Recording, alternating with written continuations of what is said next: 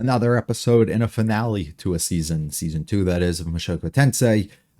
Before we get into, thoughts on stuff leading into the episode, I would like to just talk a little bit and have a chat with y'all about basically last episode, through some reflection and some things I've done, through the comments and everything that have kind of been left from the last time.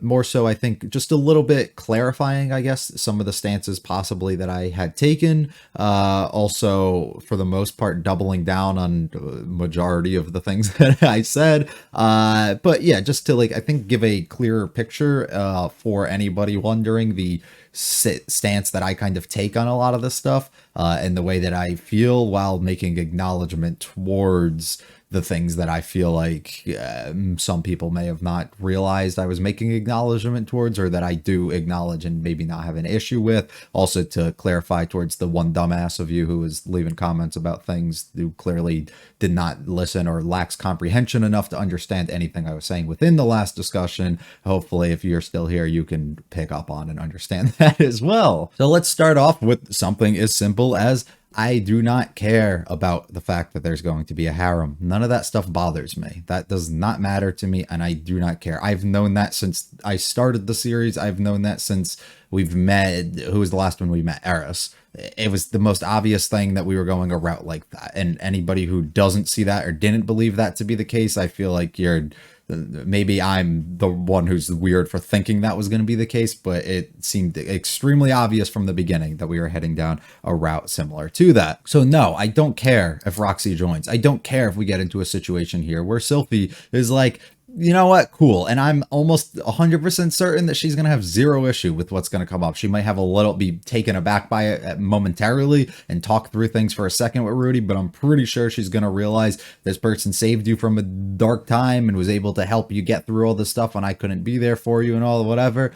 Cool, let's let it happen. And honestly, I don't have a problem if that's the case either. My problem is more of, from what I remember, and you can correct me completely if I'm wrong here, Sylphie made it clear when she was mentioning that they were going to try and get pregnant or try and have a family or something, that it might not be possible for her, and she's worried that that was the case. And if something like that does occur, that he can go on and he can take on a mistress or whatever she said, right? Take on somebody else and utilize them to fulfill his desires, his needs, and everything else that kind of comes along with that. I'm pretty certain that's the only context that was presented in. Now, if that was presented after acknowledgement that she was pregnant, that if he needed to fulfill those things and do whatever, I apologize, I don't remember that. But if that was the case, then okay, she laid all of that stuff out. Now, the problem is no actual clarification from the communication standpoint on if she needed acknowledgement or understanding of what he was going out of his way to do, or if that was just free reign to go out and do whatever and she'll have nothing to say back or in return if that is the case. And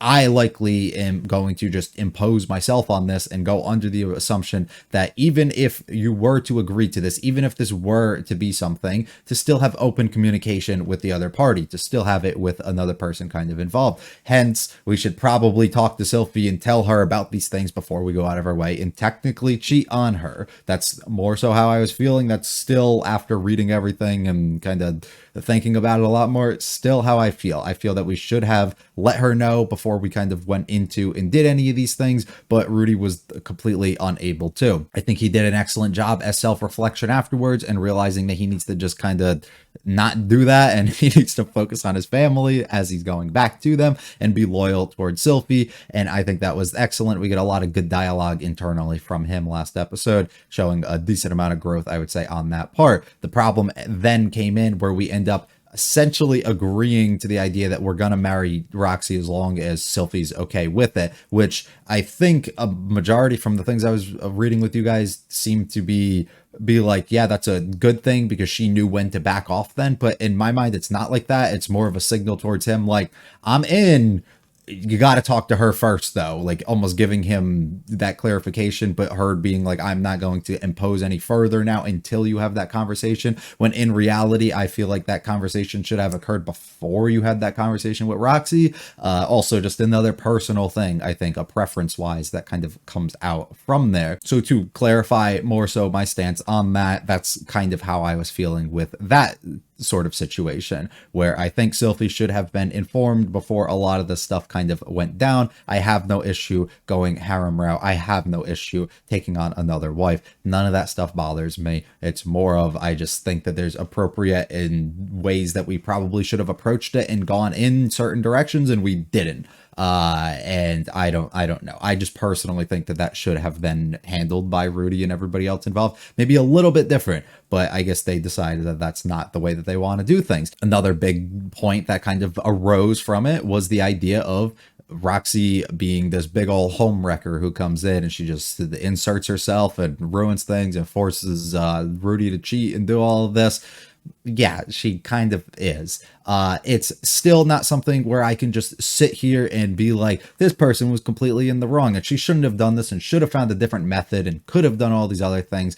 I don't know. I really don't. I'm not there with him, right? Like, I don't know. All I can tell you is, if they've exhausted all their options and everybody is led to believe, I mean, this is a fucking world, let's be honest, who a couple episodes ago sat there and literally said to people, hey, if you go back into that, or if you don't go back into that dungeon right away after you've just been stuck there for however long, you're going to get cursed, not knowing anything about trauma and all this stuff. So clearly they're not up to speed with us and where we're at, right? So if they all have this mindset, which clearly they did, hey, the best way to do this is to sleep with somebody to get them out of it, who's in the harm for trying, right? And especially somebody as her, who's trying to be as helpful as she can, who's trying to push him further, who also at the same time, they need to get home, and he's the only one who can realistically guide them home and do any of this stuff to actually allow them to use this teleporter. So they kind of need him to get going. So if she has to take that sacrifice, if she has to make herself out to be the terrible person in the process to do so, she will. The problem with all that is I still struggle to see the lines between, I simply just wanted to help him and I also just wanted to get home, right? Like doing the task just to like get us to where we need to do, versus I truly was only doing this because I believe this was the only way to help you. I'm not certain on the lines still there. I think it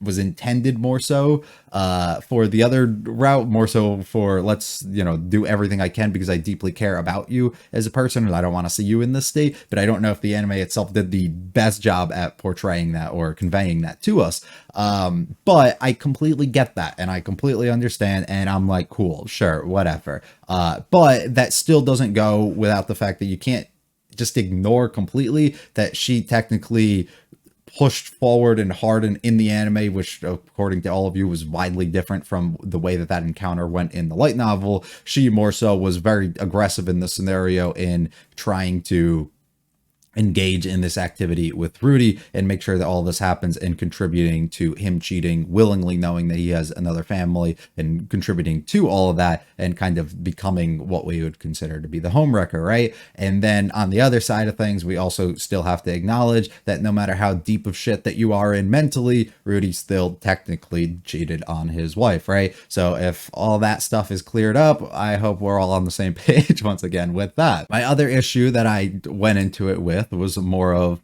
I didn't feel the chemistry or anything kind of built up between Rudy and Roxy, which from my understanding, also from reading through everything, they kind of meshed a bunch of days in a long journey of traveling back and stuff together, similar to how they did with the other travel episode that we had, which if you remember from that discussion, I did not like that episode at all because it felt kind of like, I wasn't really invested or interested in it because just the way that the travel was really done, also just like a bunch of other contributing factors. But once again, I think I felt that again in this scenario where the time passing just didn't feel right from the end of 22 till basically the end of 23. All almost just feels like it fits within a couple days period, when in reality it's a couple months, right? Like that's a lot of time passing with these people being together and people going through a lot of harsh things. So on my end, I don't really feel like we're growing closer and closer together. I just feel like these things are happening back to back to back to back, and it just didn't do a good enough job at building that chemistry, which I'm assuming is a lot more fleshed out if I were to go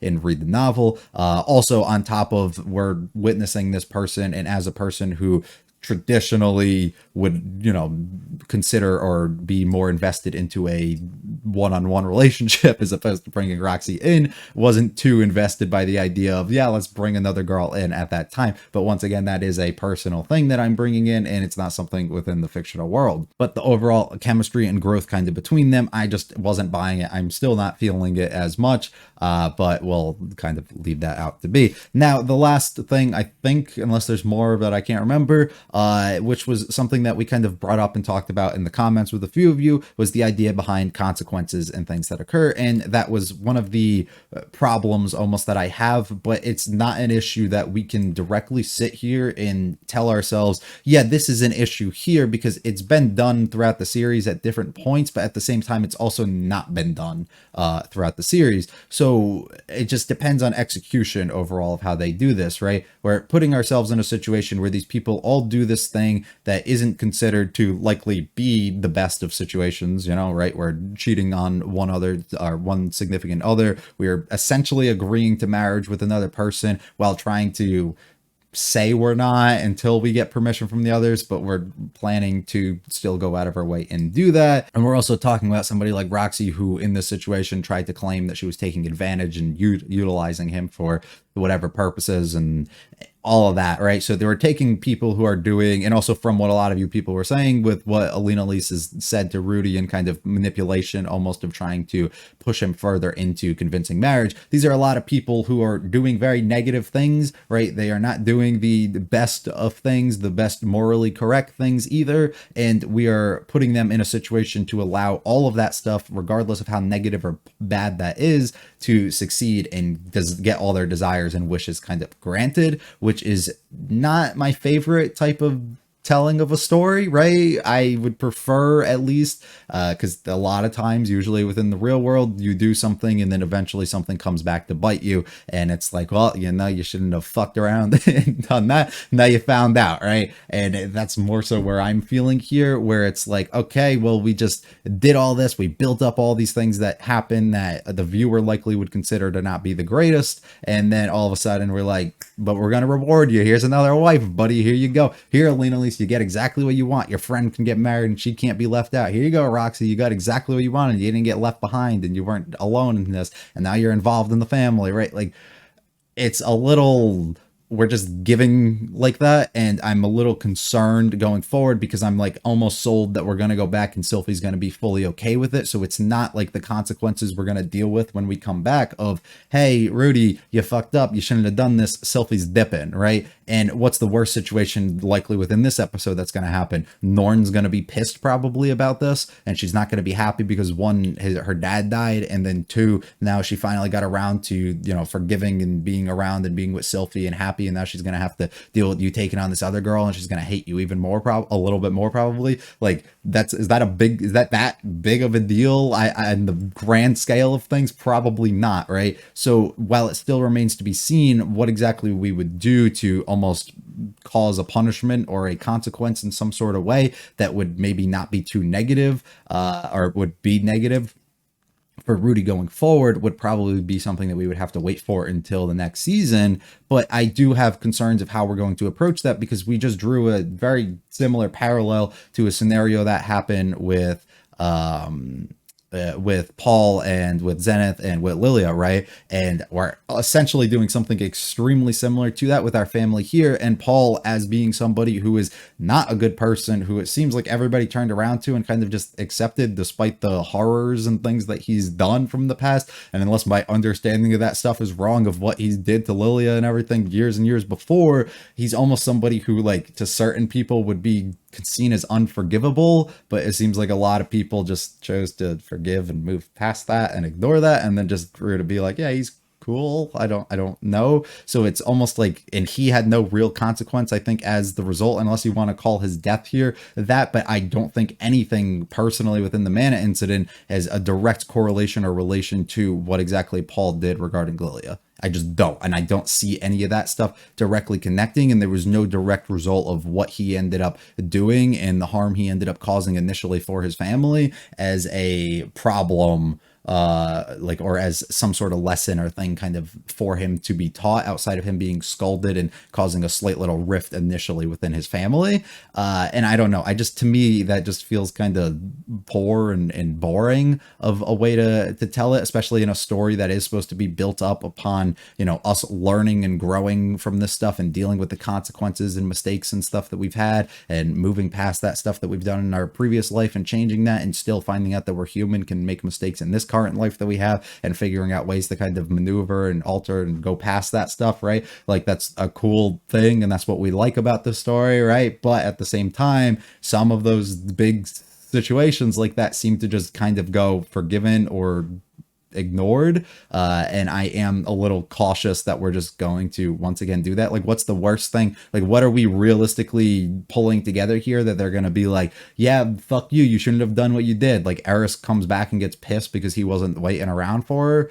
Like, is that big of a deal? Like, let's be honest here. Like, what are we? I don't know. So I'm a little skeptical, I guess, of the way that we're going to pull all that stuff together, which doesn't seem to be something that too many people are too bothered by. I'm not really bothered at all by the contents of the episode, and it's more of me to, I think this is to bring my opinions and everything kind of back together. But at the same time, that is something I just kind of wanted to retouch up on and explain a little bit, and where my concerns are going forward within the story of what we will do here to not just let everybody get off and feel like things were just completely successful here and we can move past everything and now we just live like our fantasy life essentially with no real issues. I don't know. And the thing is, that can all get just thrown out the window instantly. We can have another incident like we did with the first turning point, right? Like, we can have random things like that kind of occur, but at the same time, if something like that doesn't happen, what is the situation that's going to be kind of bad that we're going to have to really learn from? And the only thing on my mind that I can think of is like Eris. I don't know. It's weird. It just seems like we're rewarding disloyalty, manipulation, and taking advantage of kind of others in weakened states. And that just isn't really the coolest thing.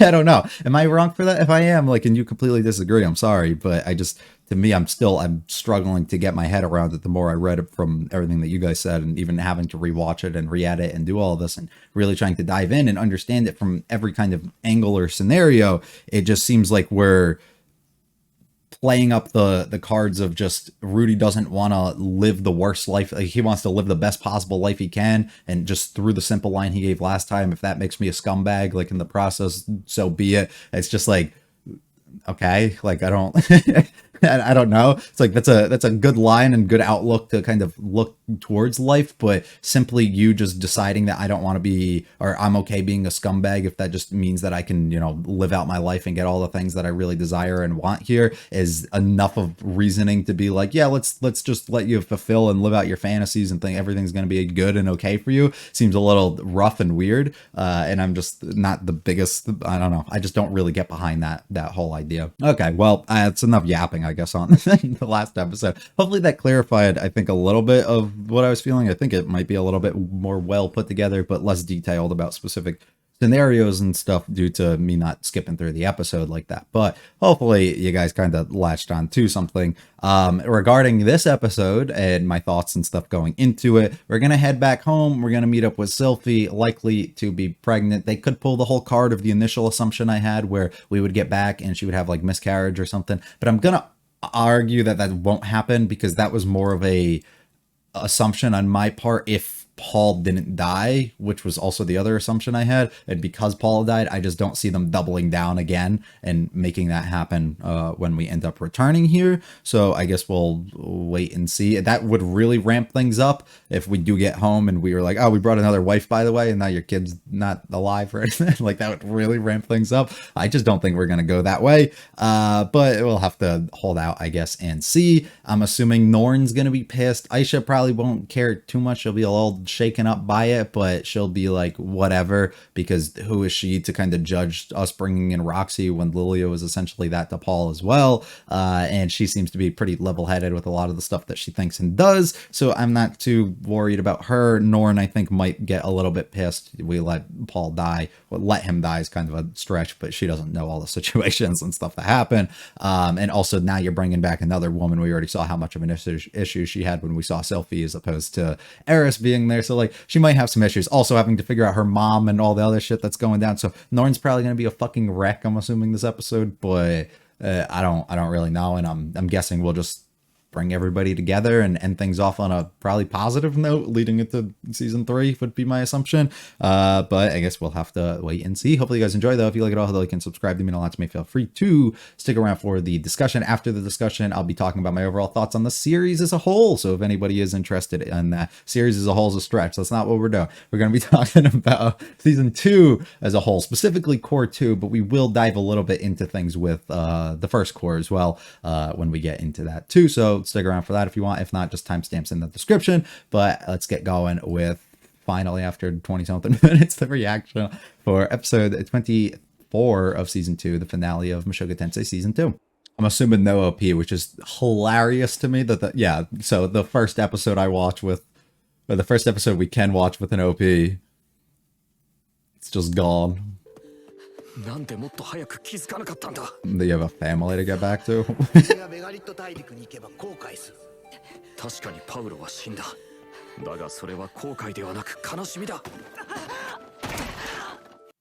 Yeah, well, I mean, he could be hinting towards a future thing.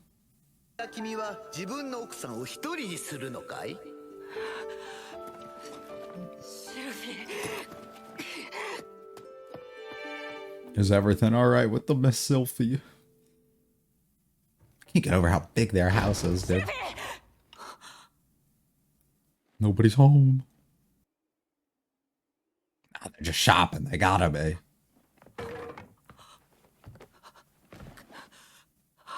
I get it though. I'd be panicking too, brother.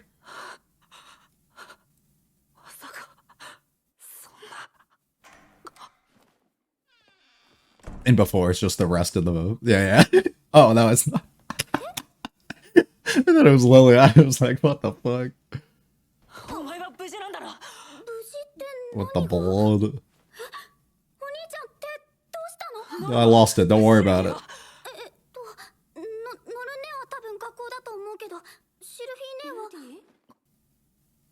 Oh, she got big. Whoa. Wait, why does she look so good? Hold on. Hold on. Hold on. Why does she look so good? The hair is going crazy.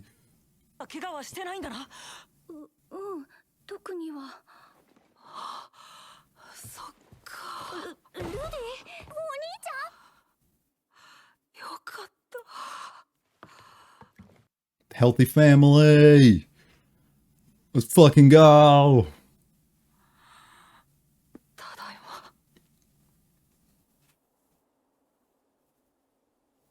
She had to walk past all of them when she came in. Yeah, you put your head down, Roxy.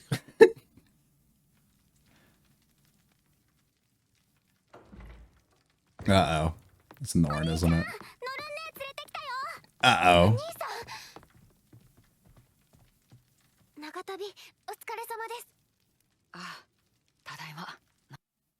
This is the part I was dreading most. Ugh. So she was really young though. Does she really remember Zenith? All of us, but somebody's missing.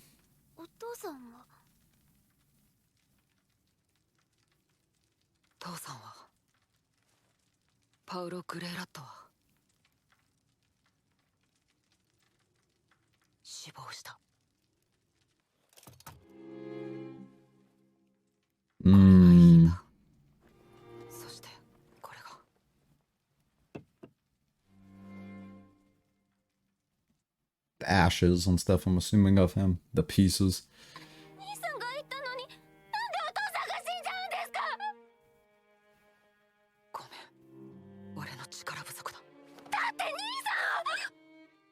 Hmm.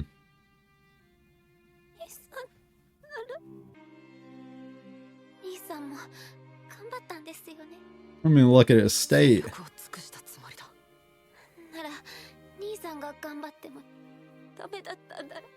It's a crazy thing to say, though.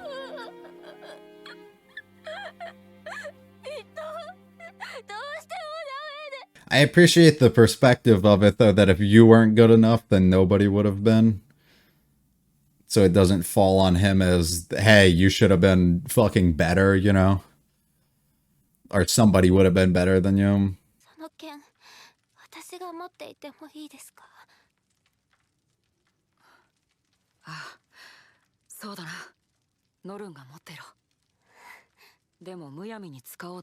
Mm. 剣を持つということは、心の中にも一本の剣を持っておく必要があるんだ。大切なものを守るには、心構えが必要ってことだ。その剣を持っているからといって、自分が強くなったと勘違いしちゃいけないからな。Yep. わかりました。Jeez. She's moving.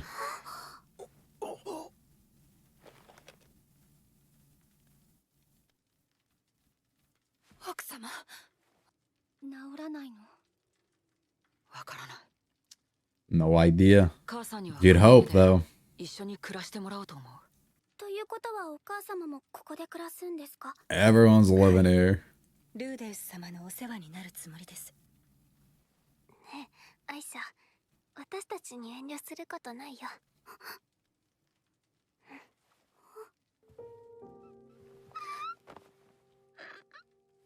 Reunited.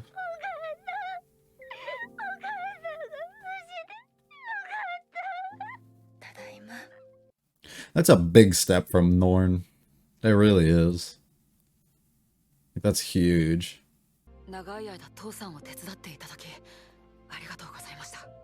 私たちこそあまり役立てず申し訳ありません。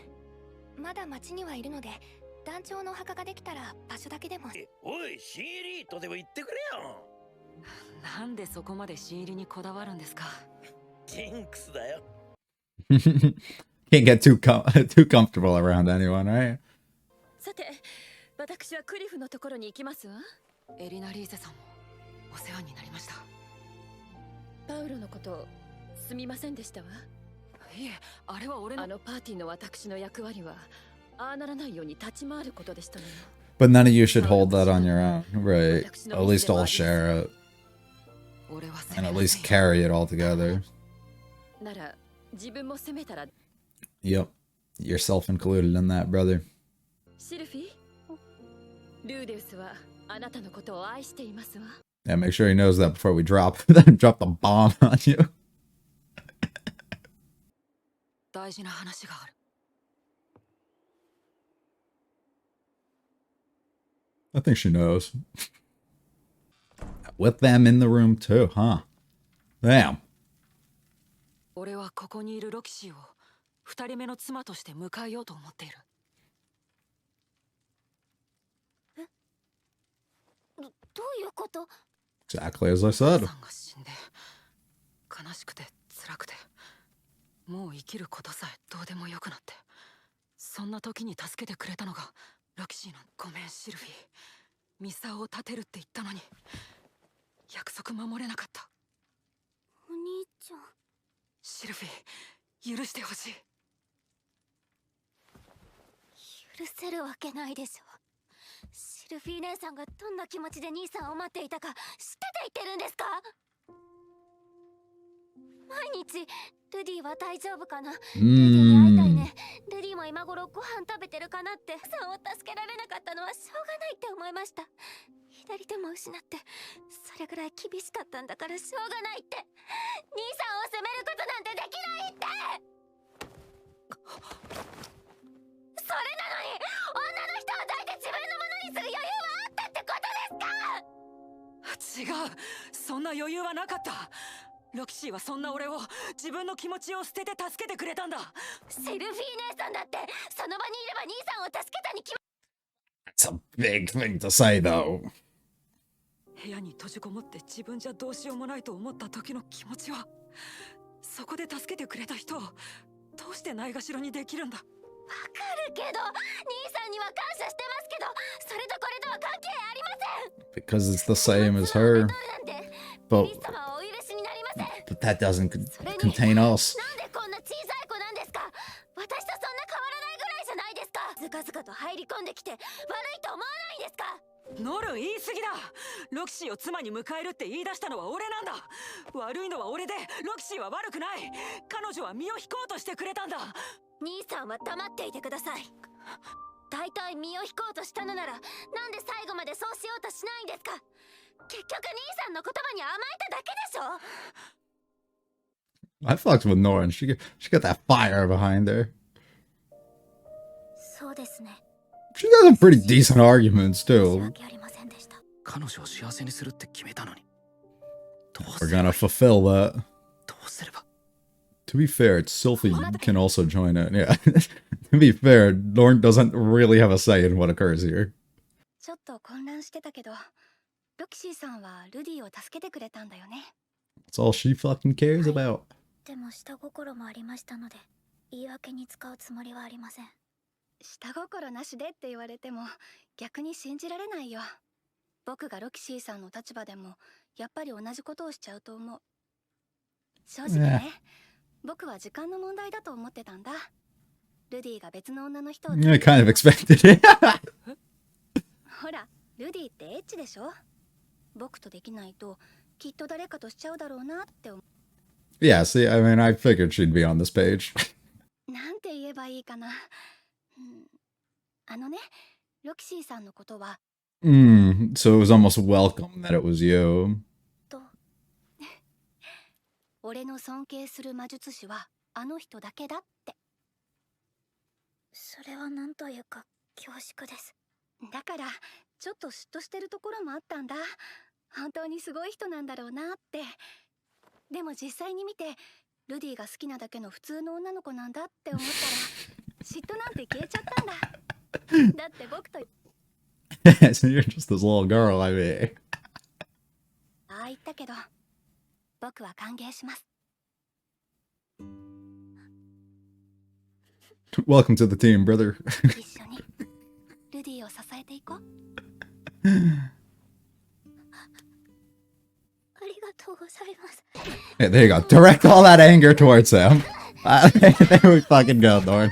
ノルン、稽古なんだからそんな乱暴に。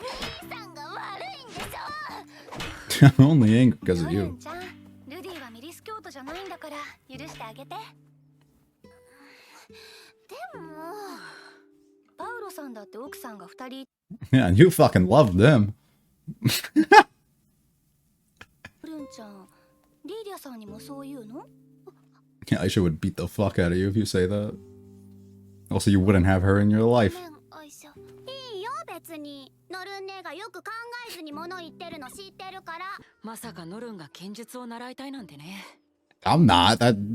Why was she not? 私はちょっとわかるかな。大切な人が遠くで戦っているのに自分は待っているだけなんて辛いからさ。 Especially the person she looks up to fucking most at it. I mean, 来るのをそれまで待つ必要なんてないよ。いえ、正直シルフィーには申し訳ない気持ちが大きいので出産まで待たせてください。正式な妻になるのはその後で。そっか、ロキシーがそう言うなら。うん、わかった。 why is she so understanding? It's time. シルフィー、 What is the mark on her hand? Am I supposed to know what that's from? シルフィエット様。 Ah, look just like him. 髪緑じゃない。 I thought she was gonna have green hair. Oh, the name. We still have to come. I forgot if we have to pick a name too, right? Good thing it's a girl, because I did not want no Rudis Jr. Holy shit. この子がシシルフィーが産んでくれた俺の子供。 The mini you. Realistically, you, Norn, and this girl are all gonna be just mini Pauls.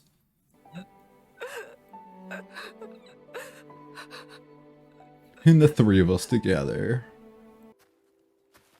Made the grave. パウロ、父さん、久しぶり。俺、父親になったよ。子供は生まれたよ。あの時俺を生かしてくれたから。You gave me the opportunity. 父さんがいなかったら、俺は Forever grateful. 名前はルーシーに決めた。 Lucy. ルーシー・グレイラット。俺とシルフィーの頭文字を取ったんだ。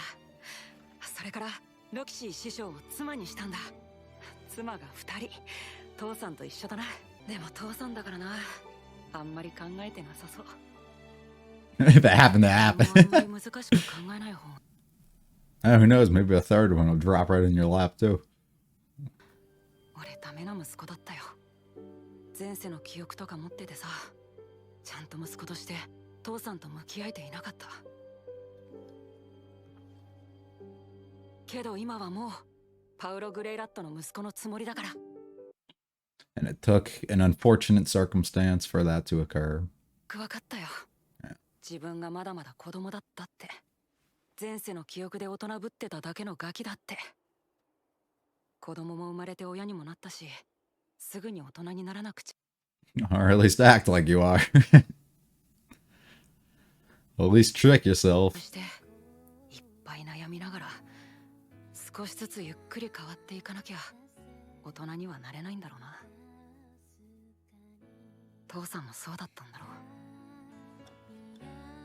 I think that's what most people do. 父さんがそうしてくれたみたいに、父さんが残してくれたものを守るよ。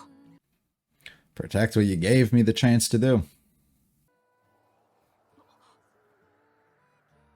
Acknowledgement.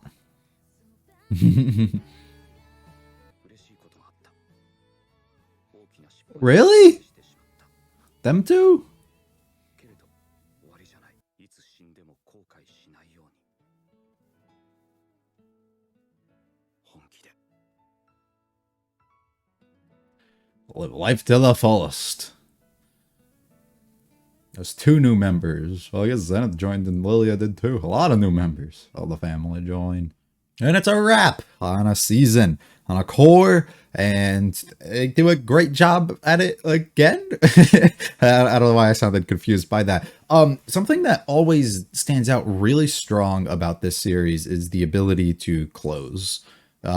Which isn't, I'm assuming it works the same way in the novels as well, that when it wants to journey into a new chapter, kind of, it can, and it does a really good job at putting its mark, leaving its mark on we're closing here.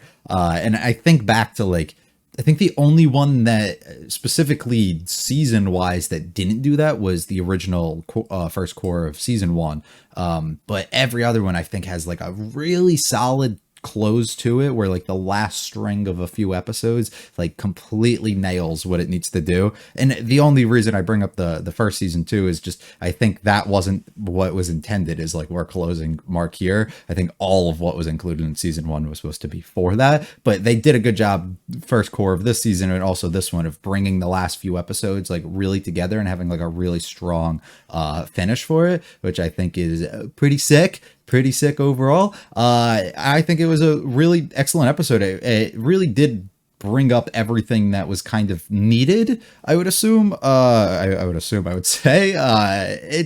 It did. Norn lashing out and having her moments that she did and going through, her multiple stages of emotions and realizing things and then kind of fighting back on them and whatever was kind of understood. I mean, going into the episode, I think a majority of what occurred this episode was what I was expecting or what I talked about. If you had listened at the beginning with what I said, what I thought was going to happen, it just made sense. Norn being the one who's going to get all angry about the situation, who's going to have a problem with bringing in another wife and all of that. It kind of tracked and it happened.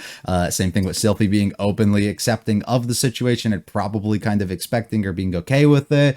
also kind of made sense and understood that we were headed down a route from there. I think having the kid here made sense. I didn't really think about that we were going to do that, but I guess that makes plenty of sense. I also just didn't know the timeline of how far back we were kind of pushed. But I think everything really did kind of come together pretty nicely here. Everybody said the pieces that they needed to and said the things and kind of got a little bit of closure. And if not closure, just got a little bit of like whatever it is that they needed to allow them to continue on forward within their life. And we see that from somebody like Norn being able to take us upon the sword and work towards that and be able to work up to probably be able to start using Paul's at one day and grow through strength with that, but it just mirrors him really well. And of course, that's the person that she looked up to greatly. So why would she not choose that as her desired her desired way of fighting? Same thing with like Rudy having his full circle moment and having a really great time and great development being put forward on him of allowing us to really have that final closing remarks and moments with him and Paul at the grave, which I think was also great, being able to see everybody else kind of come forward too, with Sylphie fully understanding the situation and stuff they're in and having to be able to now grow and become a father or a father, a mother with Rudy. And it just, I think everybody had nice little pushes that they needed here to really develop them a bit. And Norn, while still being angry, was able to figure out ways to direct and channel her energy and anger towards something and be able to a little bit be put in her place. I loved her sequence. I really did, of her screaming and yelling and everything at him, but also being such a symbol of, I guess, what we really are as people, and as the hive of angry comments and stuff, I'm assuming, from people on different social medias about that whole scenario that played out last episode. She was kind of the voice of reason for those sort of people, but at the same time got put in her place where she was forcing almost her ideals and religion and stuff upon others when they don't really live that way. I wasn't actually aware that she was brought up and raised kind of through that. That wouldn't really make sense through her family and stuff. So her taking to it, I wasn't actually familiar with. So I guess I should have expected that, maybe. I don't know. I just wasn't, but I think that's a cool little touch to be like, yeah, he doesn't do this. He doesn't have to follow those things. And her kind of being put in her place a little bit is similar to how I think a lot of other people probably should have looked at last episode too, and not taking too big of an issue with overall harem route that we're headed. I think is pretty nice touch there. Immediately head on home, and we have to figure out and make sure that the family is okay. I love the panic going through him and not knowing what the fuck just happened and actually recognizing that bad things like this could have happened to his family, and he just kind of got blindsided by it. And if he had just stayed any longer too, like, he should have immediately been rushing, and all of that stuff were things that he almost completely forgot until he comes full circle here and just remembers like, oh fuck, like I should have, but what was I thinking? You know, what was I doing? Aisha was really calm throughout the entire episode, which is pretty neat. Sylphie comes back. Holy fuck, bro, she looks good. My God, the hair is crazy to me. I don't know what it is. She just takes on something about her here. The aura's insane. I'm just gonna say, I'm starting to realize something about myself. I think I might be Team Sylphie. I'm not gonna lie. I've never really had a particular feeling or liking towards any of the characters, like love for any of them, but I don't know, dude. It might just be what I'm seeing right now, but the way she handles everything too, I'm here for Sylphie, comforting him instantly as everybody has to walk on. They do a lot of shots in the background of Roxy looking kind of displeased, what you're saying, and I don't think it was displeased, but it's almost like, I don't actually know the emotion to call out.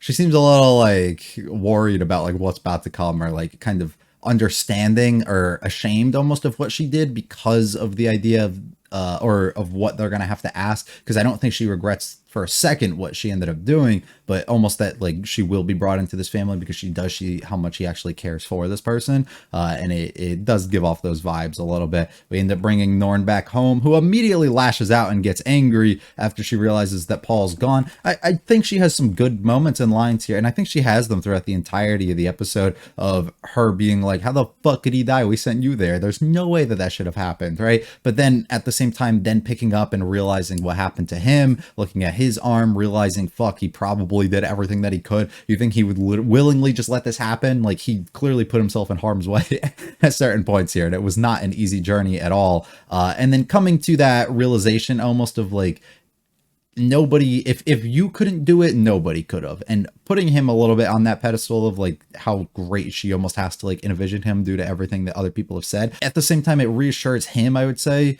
and herself, I guess, that no matter who we put in that position, like this would have happened. This was the outcome that was going to occur regardless. So there's no point of sitting here and like screaming and kicking and yelling about all of this and coming at him and directing my anger towards him if honestly there's nothing that he could have done. Nobody else could have done this, and clearly he tried his best to be able to do anything. Let me just kind of accept it, and while it's not the easiest thing to immediately forgive and go over, it makes a lot of sense, and I'm really happy that we do get kind of growth from her at that part to be able to recognize that until she has her next blow up that we end up going through.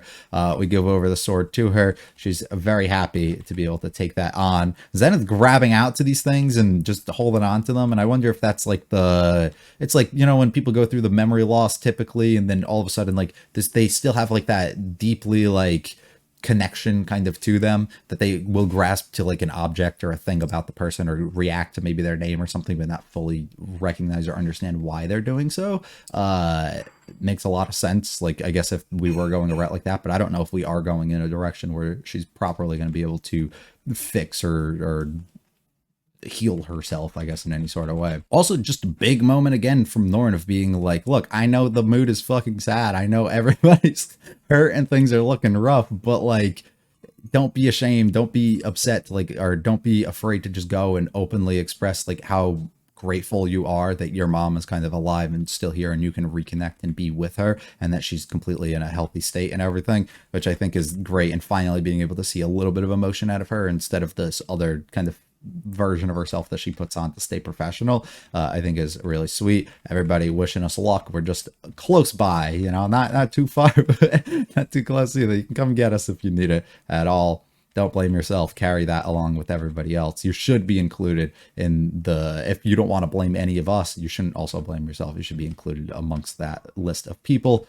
Sylphie, oh, we got some things to say. There's a reason why Roxy is still here. I like including Norn and Aisha in this. That was necessary, I think, for them to fully understand everything that's going on. And he lays it out. He doesn't pull any punches. He doesn't hold it back. It seemed like for a second, too, she got like shocked by one of the, I don't remember what it was, but one of the lines that he laid out, which was like, damn, I didn't think you were going to say everything. That's like clearly how much you do care and how open and honest you're trying to be here, which I do respect greatly. Norn losing her mind completely. She has some really good lines and some acceptable things and understandable things, but she does lose sight a little bit too, pushing beliefs and stuff upon somebody who doesn't follow the same thing, but also forgetting where Aisha came from, forgetting where Lilia, the other person here, kind of was involved with, right? Like forgetting what your father, the person that you looked up to the greatest, like what he did, and who he was as a person, and kind of just dismissing that almost, and instead expecting something better or something different out of this other person just for the argument's sake. Like it was kind of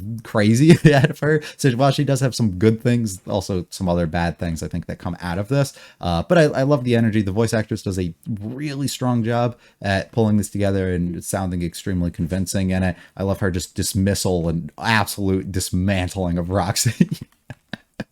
After the last episode, I think a lot of people were feeling that way, at least. So I love that. And Roxy's just immediate dismissal of it and be like, fuck, I'll leave, whatever. No, it didn't happen that way exactly. But also just the pushing towards Rudy of him going out of his way and spending his time and doing stuff like that, as opposed to wondering and thinking and feeling maybe the same way that Sylphie does about him, the constant thinking of what he's up to and what he's doing and what he's thinking, what he's going through, and always having him on the mind and always thinking about him and can't wait for that person to return. And then on the other side of things, he lost sight completely of his family and or the remembrance and everything of that, as I think was a really strong point for them to be able to make as well. And this does a really good job of just mirroring a lot of like early conflict family stuff that we had with the Paul and Lilia situation, of course, too, right? Of just the angry lash out person onto the person who did the bad thing. So probably Lilia or Zenith onto Rudy, who is Paul, I guess, in the scenario, right? And being able to kind of change up the characters a little bit, but have the exact same parallel almost between all of them, while you have like the voice of reason coming in and trying to convince everybody else that it's okay. And then we have to kind of live with it. Sylphie taking an extremely mature approach and understanding of the person that she's with and what she was almost expecting to actually come out of this. So she's fully is okay with it. I still will double down on what I said from the beginning and from last episode. I think I still, in Rudy's situation, would have, you know, discussed all of this stuff with her prior to really going into depth and stuff with Roxy like we did before, and even doing all the other things. But I'm not him at the end of the day, and at the end of the day, this is also a fictional story, so disconnect yourself to a certain extent from it. But she does seem to be openly accepting of this. I was assuming she probably would be, but I still think I would have passed it through her first. Anyways, she's cool with it. She's like, yeah, we good. Also, because why was Norn lashing out so much? Like, shut the fuck up and let the actual person who has to make this decision, and this hurts the most, make that choice to kind of bring everyone together. And it makes her happy that it is somebody like Roxy, and it's not just some like bullshit random person that we met randomly. Like, this is a person that he's constantly praised greatly for years and years on end, who she clearly knows how much this means to her and clearly respects this person greatly. So if he, the person that she loves so much, can actually feel that way towards somebody else, maybe we should accept that a little bit, which I think is a pretty strong thing. We fight a little bit, we learn, take up the sword training, and direct all of our anger directly towards Rudy, which I think is excellent. Child coming soon. Roxy taking that decision to step back, remove herself. We're gonna wait a month. As soon as we're done, or as soon as this child's out, we can get things going. We have the kid. Lucy is her name. Good thing it's not a Rudis Jr. That would have been rough. Absolutely rough for us to have.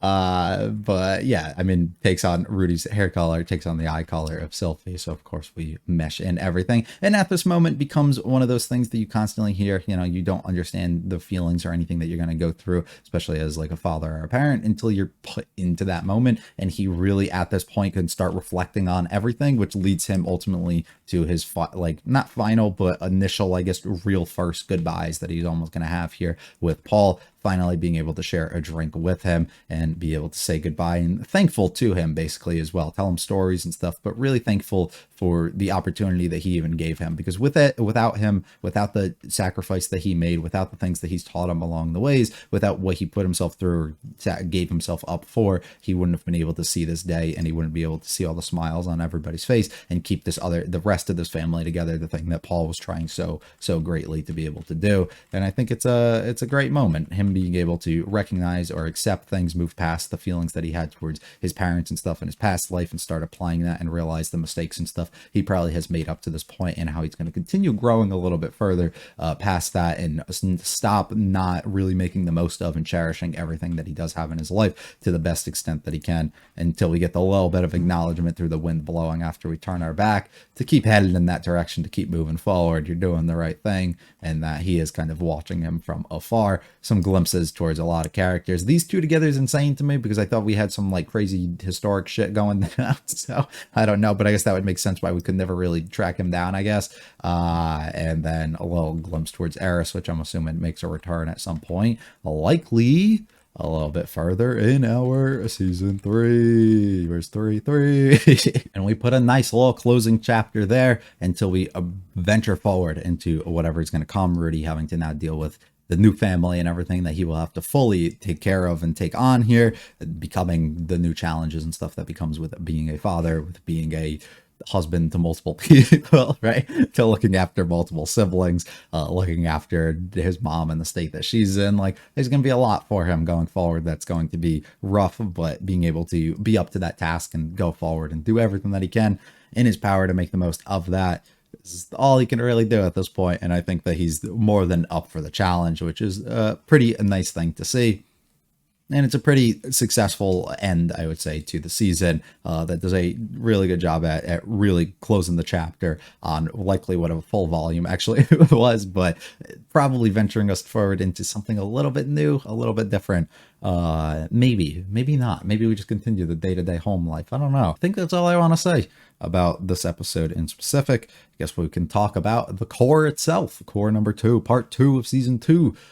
We will talk a little bit about the full season 2 as well, and some things about the beginning half, but this will primarily be, I think, focused directly on that. I guess without wasting much time, let's start off with the hot take of the year, which I don't know if it's a hot take. I guess it depends on how other people feel. I think it's the weakest Cour that they've had in the entire series so far. I don't know. It just, there's things, I guess it's a personal thing, right? Of course. But I think it does an excellent job at a lot, and it doesn't at a variety of other things. And it kind of gives us a good quality of what we can get, but it doesn't do anything that I'm like, this was a great season. It doesn't do anything that gives me like, this was mid, but it kind of fits itself nicely into a certain part.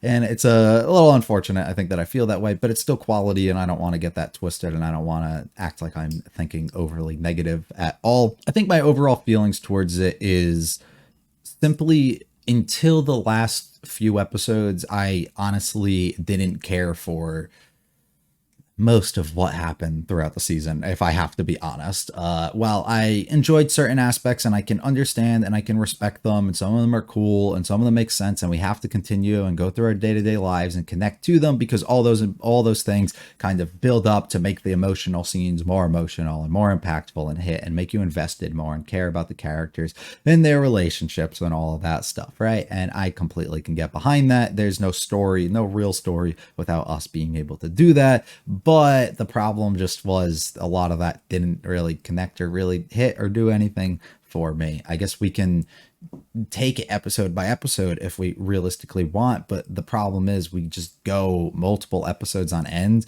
that, while presenting new ideas and doing things that are interesting enough, don't hold enough weight to make me really like in love with it or think it's the greatest thing or just an amazing thing that I'm witnessing. We almost have to look at it in the terms of, I think, the accomplishment, the goals, and the like, just what we were trying to accomplish overall throughout the season as we progressed. And the first Cour I would look at, and I would think of the certain episodes where we had a certain patch at the beginning for 3 or 4 episodes where we had to get Rudy over a hump of something to direct him forward to his new location. They did that while I had my complaints about one of the episodes in specific. I think the other one still highlighted and had enough strong things in it to advance us forward a little bit more, and then put us in a situation where we could take things episodically, where we didn't have to go too in depth or deep with certain scenarios, because we could slow things down. We could laugh a lot. We could just make jokes. We could mess around, because that was the intent, right? The intent was to grow closer to Sylphie. The intent was to grow closer to a lot of other people, to showcase the ability that Rudy has to make a lot of friends, to correct essentially the mistake or the regret that we have of how the previous life that he essentially had with school ended up going, right? And we worked towards that, and I think they did a really excellent job each episode at presenting new, unique dynamics, and while making a really fun and good romance between Sylphie and Rudy kind of come together throughout each episode on end, ultimately to a climax moment that came about. Whereas I feel in this season, I don't feel that direction as much. We're focused more on family life as we are bringing everybody together through the wedding, through Norn and Aisha kind of coming back, through us getting back and going after Paul and doing all of that. But for me, it just didn't, I don't know the way to articulate it correctly or properly, but it just didn't connect or feel that same way. Taking it even one by one with the first episode of us just going around getting the house, showing our closeness between our friends and stuff, and we have a little mystery and stuff that happened. It was fine. It didn't do much for me. It was just okay. The next episode ended up going into big wedding reception. Everything was great. We get to see all these people come together,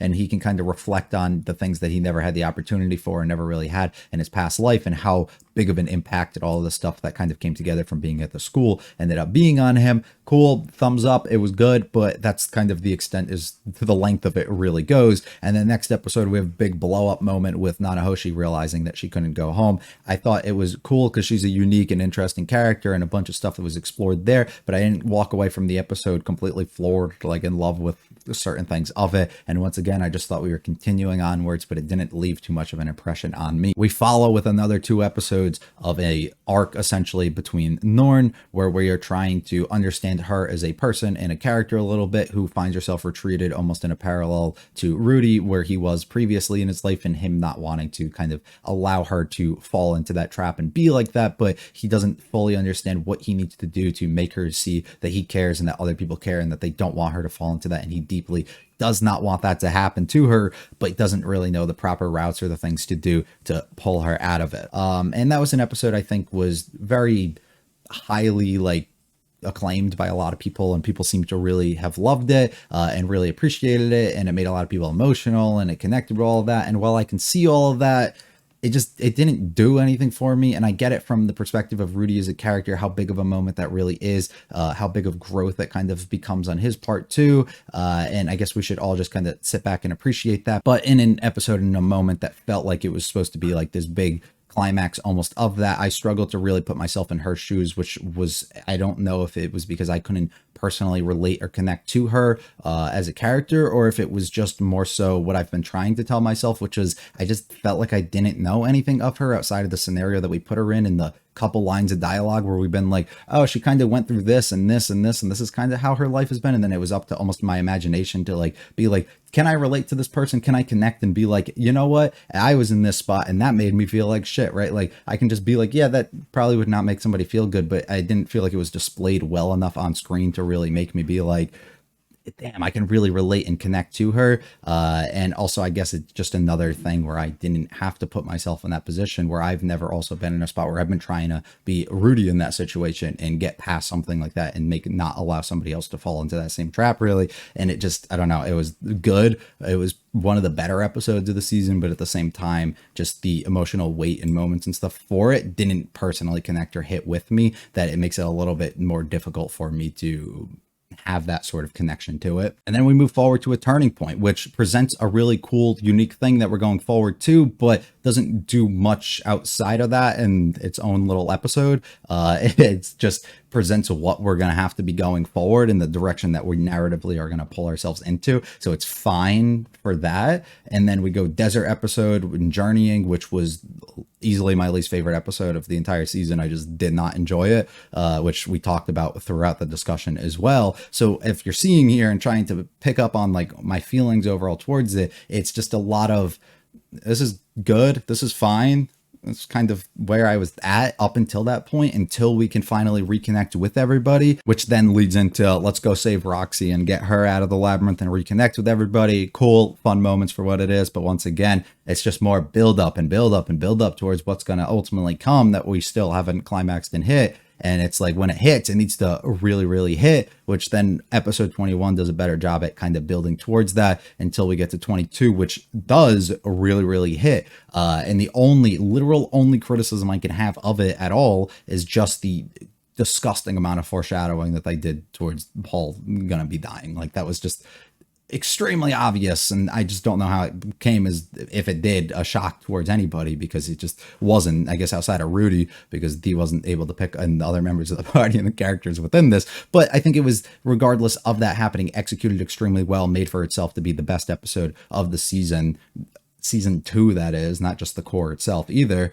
and was extremely excellent. And I can definitely hats off to that and applaud that. That was a great moment, and definitely allowed for the payoff and frustration, almost leading us to that moment that we got to actually feel decently rewarding for what we got, until we end up, and I think we ended up strong with the next 2 episodes overall, being able to direct us in multiple different ways and put us towards a big conclusion that we kind of come to, and growth on a lot of people's part towards the end as we expand the family and expand just a lot of what we're going to be opening ourselves up to coming forward within the series. And I think that's pretty excellent for what it is, and it's a really strong finish, as I tried leading this off with stating. But overall, I still want to sit back and say, yeah, it was good. I think it was. I just didn't love the certain things that maybe I loved, and I felt that connection between a bunch of the characters and the chemistry and really how much they really mean to each other, and feel that direct growth, I think, and how we built up so much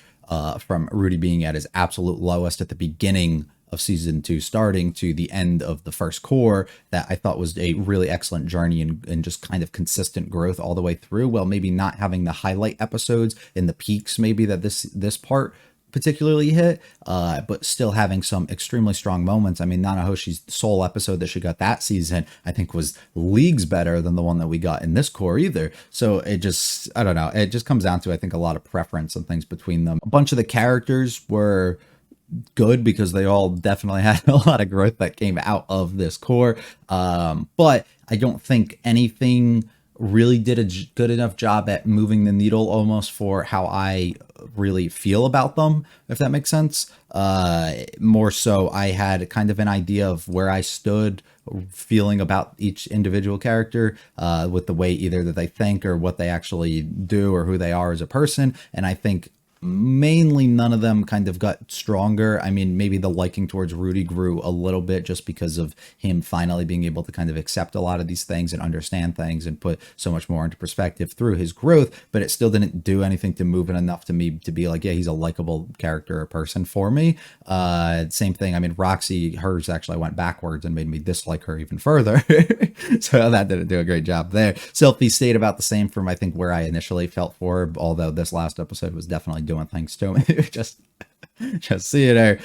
Nord and I should be reintroduced. We're just kind of there. I mean, they were cool, but once again, didn't feel a particular real emotion or attachment towards either of them. A few glimpses towards a bunch of different people didn't really do too much for me either. And then the same thing with Paul, where I think he was pretty sick for what he was doing. It just didn't really change my perspective much on him as a character either. So it just, unfortunately, just to me, once again, feels like a season that just bunched a bunch of shit together, and while it did exactly, I think, as it really needed to, it just didn't do anything to really make me change my outlook or my feelings on really anything about the series. It's a necessary step to get us exactly where we need to and what we need to get to next and whatever that will be, but just didn't do anything personally to actually make me feel differently towards a lot of these people that I didn't already feel earlier into it, or I make me feel different about the world, or make me more invested or interested in the things that are to come,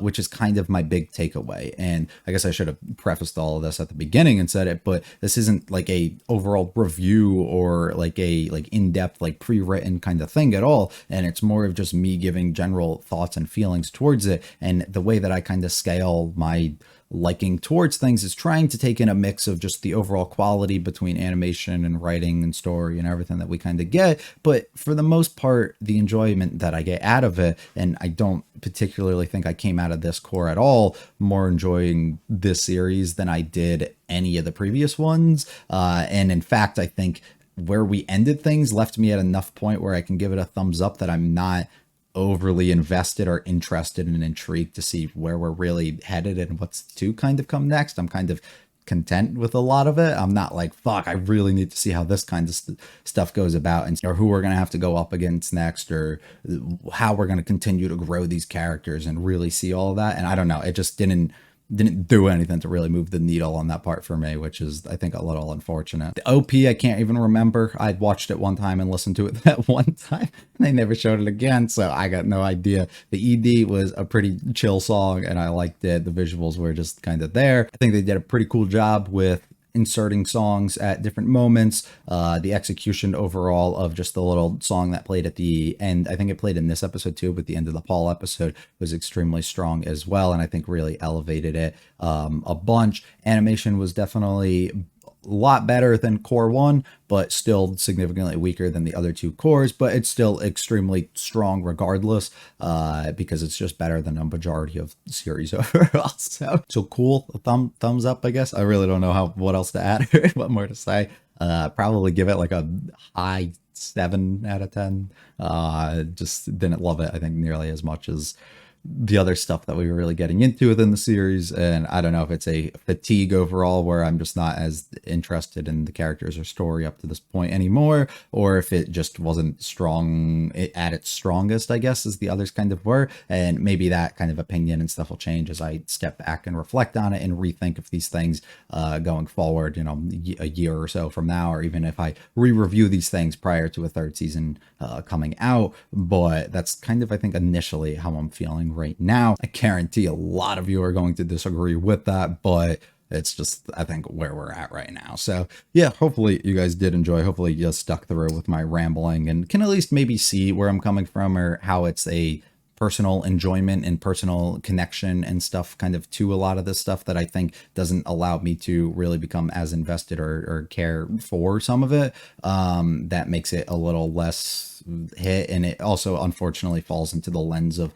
a person who sometimes can struggle to get invested in the story, because there's always that voice in the back of my head that's telling me like, yeah, this is a story at the end of the day, so these certain things are going to kind of happen and it's not real life, which then makes every single time that like the thing that happened with Paul a little bit more obvious when it comes out, makes it a little bit more predictable, and it makes like a bunch of the other sequences with like the marriage and stuff, like the tension for all of that stuff to maybe not be as strong as it would be, say, in real life, due to the fact that it's really not. So I don't I don't know, but hopefully once again you can kind of maybe at least understand where I'm coming from, even if you do disagree with, which I think a lot of you will, because for the most part most of you fully were able to get behind and understand that going into this episode from the last one in the discussion that we had, and we're at least respectful of that enough, the way that I felt, even if you did disagree with certain things. So that's pretty cool. Thank you to everybody who joined for this core for this season, as I didn't do season 1 on the channel at all. We will be back for the third one if I'm around by the time that ends up coming, but no promises, and we'll see kind of how that that goes. So hopefully you guys enjoyed any of these at all. If you liked it all, like and subscribe to me, lots of me. Feel free to check out the videos on the channel. Leave me comments with this episode or series. We're starting summer anime very soon. I actually don't know how many we're going to be doing of those, and I got a couple episode 1s of some older things that I'm going to be starting very shortly. One of them just started today, actually, so if you want to go check those out, that'd be greatly appreciated. Hopefully you stick around for some other stuff at some other point, though. Hope you guys have a great one. Peace.